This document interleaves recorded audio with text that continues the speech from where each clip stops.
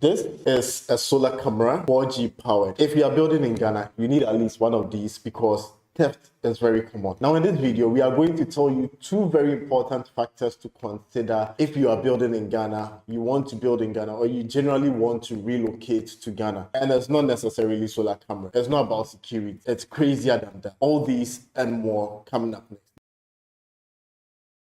Immediately you start watching this video, comment in the comment section where you are watching from and let us know as well how your building project is going. So we got this question from one of our subscribers on YouTube, and this is what the person says.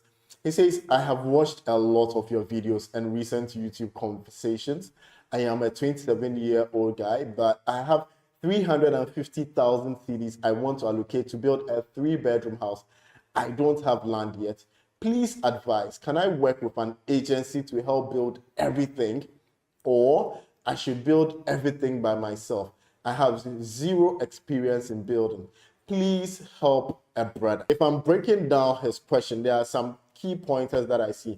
One, lack of experience. But the good thing is, in today's internet age, with videos like what we are putting out there, making the whole process of building very transparent, you don't necessarily need to be a guru or a real estate developer. A lot of information is out there to guide you so that you know the pitfalls to avoid, you know the dangers to avoid, and you know the right things to do if you want to start a building project. So first of all, I would encourage him, before you go into a building project, you need to go into it with as much knowledge and information as possible. Even if you give it to a contractor or a developer to build for you and you don't understand the very basics, you can't challenge them if they are doing something wrong. You won't even know if they are doing something wrong. So first of all, watch as many videos as possible. We have videos starting all the way from buying land, which is another thing I've observed. He doesn't have land, right? And so your 350,000 cedis, depending on the location, and in a minute we are going to talk about why location is such a critical thing that you need to consider if you are buying land in Ghana. In fact, it's one of the two most critical things that you need to consider. The location can take away the whole 350,000 cedis, right? And so if he wants to build a 3-bedroom house, he is obviously not looking at anywhere in Accra, because in Accra today, the minimum cost of land is about 150,000 for the outskirts. And so if you take 150,000 from 350, you're left with 200,000, and it cannot build you a 3-bedroom house. So possibly look for a half plot of land or a quarter plot of land. And if it's 150,000, half plot is 75,000. Then you have more money at your disposal to probably build a 2-bedroom or a 3-bedroom. And even then, it depends on the design. Now, speaking of design, please get an architect to give you something that will work for your budget. Let the architect know that, okay, maybe the maximum I have for land is 50,000. If I take it out, I have 300,000 cedis. What can you do for me? Is it a house on a half plot of land or a quarter plot of land?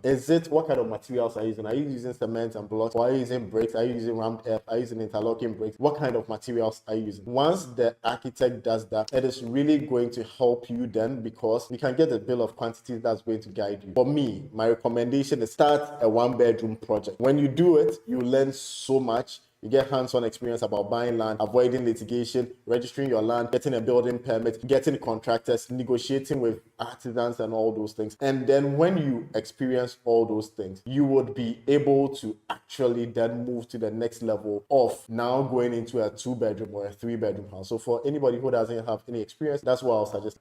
So let's move on to the topic of the day. Again, I want to hear what you think this friend of ours should do. So just comment and let us know. Now, in the trending news, which takes us to the first and most critical thing that you need to consider if you are buying land or building or want to move to Ghana, the location. Location is really key, right? There are places that perennially, year after year, they are suffering issues of flooding, and these issues of flooding are not coming about because of some torrential rainfall.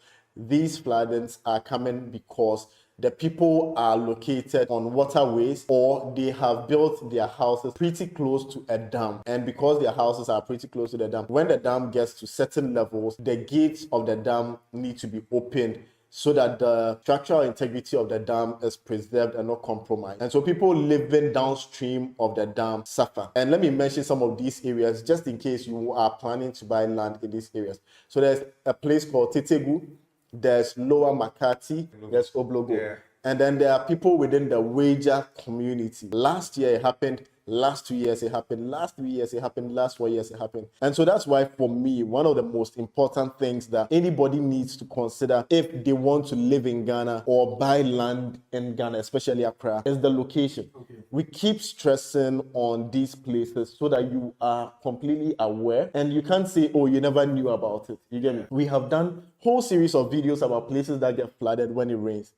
And so Weja, Tetegu, Oblogo, Lower Makat, and even if you live at Kaswa, you should be concerned because typically when it floods, you use that route to go to work if you work in Accra. So sometimes you don't buy land in the exact area, but what's happening around that area will affect you. Yeah, so people don't care. You know, see, so like some of them are buying canoes and things already. Yeah, so but it's like what's next? So if you are enjoying this video, by all means, please like and share and subscribe because it tells YouTube that we are doing a good job.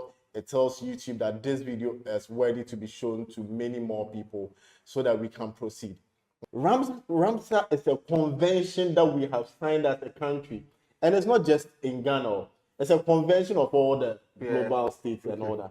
And you say that, oh, in your country, you are dedicating this particular place as a wetland so that biodiversity, animals, birds, when they are doing their migration from Europe and things, when they get here, they use this as a transit point. They come and rest, they feed their families, they come on vacation, they come and do sightseeing and things. Then they get enough energy to continue. Kofi say he didn't sign some. But Ghana, dear, no, we don't like. He didn't sign some. You that you went to sign. Oh, I see. He didn't sign. Well, we are getting paid and all this. We are getting certain benefits for being part of that convention.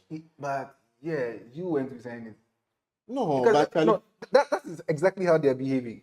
Right? As if like they do not know. And you see, when you go to Keta, there's a very big symbol. One of the things I like about that site, it's a big symbol. There's like over 5 symbols that says Ramsar site, do not build here. Ramsar site. I have not seen personally, correct me if I'm wrong, I haven't seen one that's like one yet. Okay, the signboards are not there. I'm sure they're taking it away. But at Keta, at every point you see, and you will barely see a house or somebody trying to build. And for those who have even tried, there's no hope. Wow. And you probably see maybe one wall. It's barely there. But Takumono, everybody wants to be at Takumono. It's terrible. First one is the location. Location has so many things, right? Location depends on like the terrain. Is your location a hilly area? Is it a low-lying area? You know, even with the hills, there are valleys, right? Are you in the valley or are you on top of the hill? Because if you're on top of the hill or on the hillside, you are going to face erosion-related stuff. Your roads could get completely deteriorated with a flash rain and stuff like that. You can't even move out of your house. If you're in the valley, you get flooded. If you're on the plain land, you get flooded. So location is really key. Again, some locations are really known for litigation, land guard-related issues. Some locations are earmarked for government projects. Again, the Ramsar site, completely you need to avoid it. Some places are demarcated for road construction, airports, stuff like that. Some places have gold and other natural resources. So if you buy the land, it doesn't even belong to you. The government can come and take it. Or the illegal miners and things can come and then break your house or dig under. So location, there are 1,000 things we can talk about location. Right. So that's the first and most critical part. The second part that you need to consider if you are building in Ghana is the rate at which building materials increase, right? Which is the price volatility when it comes to building, inflation, and the fact that if you are budgeting. For me, one thing I say is don't start a building project unless you can finish it in 2 to 3 years. A building project that's going to take you more than 5 years, 10 years, you are going to encounter so much in terms of inflation, exchange rate, poor prices, and so much. And it could greatly affect the likelihood that you will complete. You get me? I see a lot of building projects that are not completed in Ghana. And statistics show that at least 30% of all building projects started in Ghana are never completed. They say even that you even said this thing. Projects that were even started by the government. Yeah, projects that were started by the government were not completed. Then you are an individual who has 350,000 cedi saved up, and you are going to build a 6-bedroom house. That's going to take you 16 years. We have done a price analysis of building materials from 2022 to 2025, right? This channel was started in the year 2022. It was started May 2022. And from that time, every single month, we've been posting the prices of building materials. So we went back in time to look at month by month to see the percentage increase in building materials. Yeah. And just 2022 to 2025, you'd be amazed at how high the prices have increased, right? You wouldn't believe it, but we'll just get into it in a few minutes. So let's look at how prices of things have increased from 2022, 2023 till now. In 2023, cement prices were between 85 to 98 cedis for the 42.5. Yeah. In 2025, they've moved 100 cities, trending at about 124, 125 cities. Yeah. So there's generally like a 20 to 25% increase in the price of cement. So what does that look like in practical terms? If you are building your project and you need a minimum of, let's say, 1,000 bags of cement, which you could need more than that, right? Obviously. It means that in 2023, if it was 80 cities, you need 80,000. Yeah. In 2025, it's 125 cities. You are needing 125,000 cities. That is 45,000 cities different in just the cement. The money will come from where?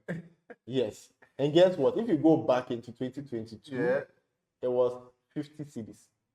And so it means that cement prices have more than doubled from 2022 to 2025. Yeah. And so if you were building in 2022, you could have built for half the price, the cost that you are paying today. Yeah.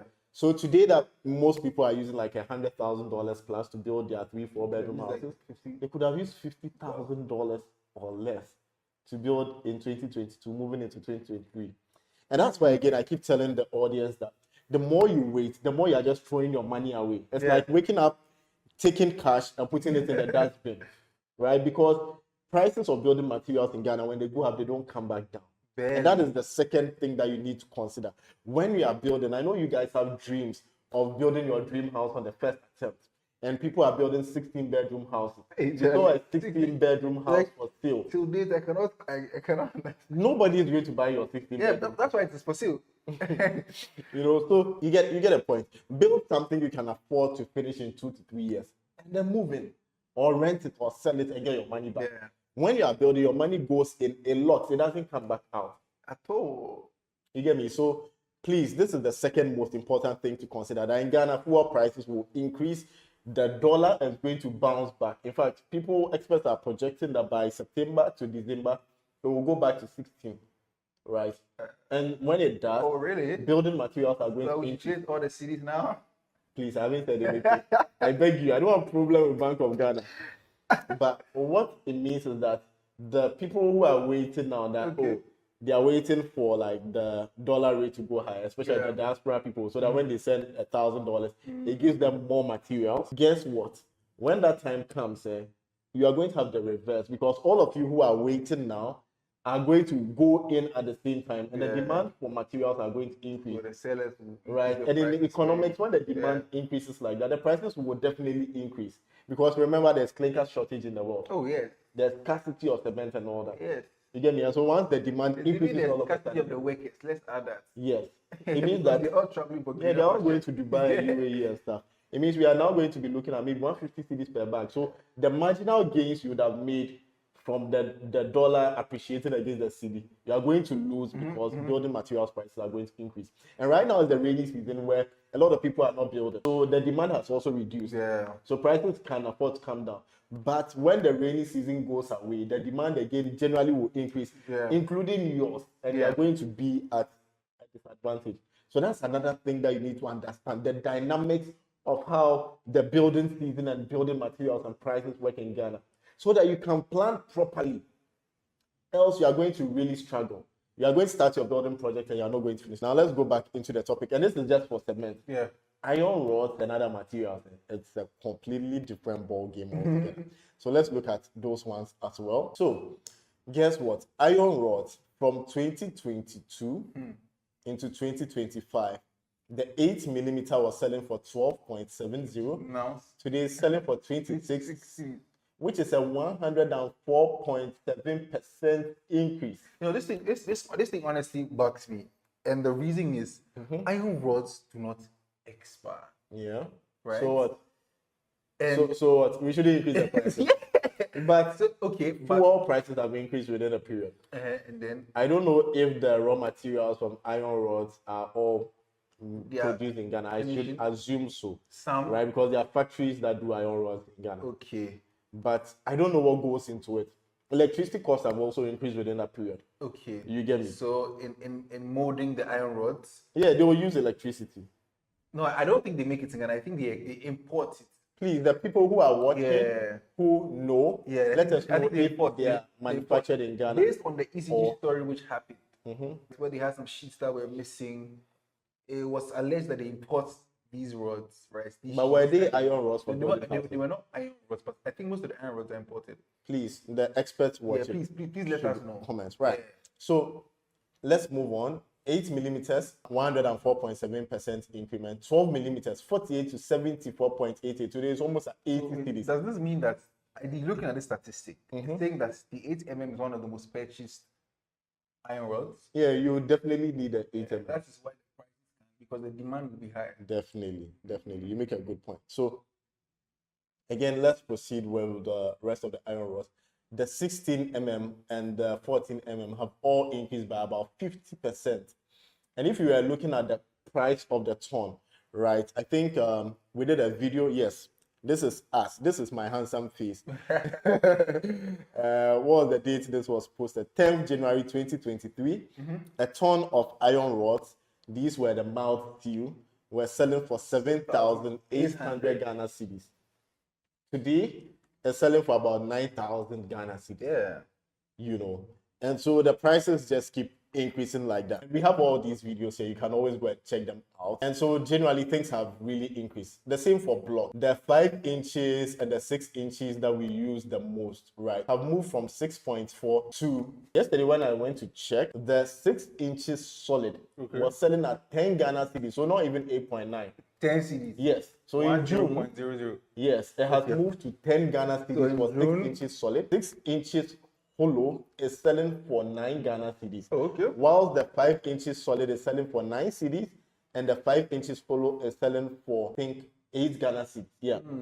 So the prices have drastically increased then. So if you're sitting down expecting or hoping that because the dollar is dropping, the prices of building materials are dropping, it's rather going up. Yeah, it's rather increased. And it's going to get worse. It's going to get worse. So iron rods, they're like, it's a different ball game altogether. And blocks are increasing because the cement is a critical ingredient for the molding of blocks. So as the prices have increased like that, we also expect the cement, the blocks to increase. For me, when I was building, Charlie, 5 CDs, 6 CDs, 4 CDs, that one's at 90 cost. Yeah, that's the one at 90 cost. You get me? So these things, the more you wait in Ghana, the more the chances that you will not complete is very high. You get me? So let's move to the other materials. In this video, we also give you the latest prices of building materials after June, right? So if you want concrete nails, today it's selling between 50 to 80 CDs. Okay. Whereas in 2023 it was 30 CDs. Okay.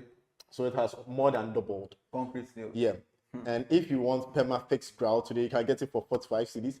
Permaflex 320. Other kinds of, you know, waterproofing things, 45 CDs. Strip of filling material is selling between 1,400 to 2,000 CDs today. A trip of sand, depending on the cubic capacity of the track, you can get between 2,200 to as much as 3,000, 3,500 in certain places. And you mentioned that you called somebody and you wanted sand somewhere. At Triple Prasso. 7,000 Ghana. 7,000 Ghana cedis. Yeah, 7,000 for double axle. Like it's crazy. Yeah, and he even said the prices. He said he said in tree, right? He said, and it can even go up. Right. So as the 7,000, that is what he's estimating or guessing for me. Yeah. Not even confirmed. Because there's no sand winning side in Triple So he's telling me that if there's some, they're fine. But if there is not, you mean, you're looking at 7,000 for a triple. That's crazy. Please share the video so that we can get more people to see this and avoid some of these mistakes. So we have all these links. We'll leave some in the comment section. Now, the impact on the building projects, obviously, is the budgetary strain, the project delays especially, and people need to find ways to adapt. And my question to you is, how are you coping with everything that's going on in the country? You know, easy. Is your building project that's affected? Has your building project come to a standstill because you're waiting, or what actions are you taking? Again, if you are looking to purchase solar cameras, one is 3,300 CDs. Thank you so much, Richard. We appreciate you. Thank you, Mappy. Thank you, the whole APH team. Thank you, Etonam. Thank you, Frank.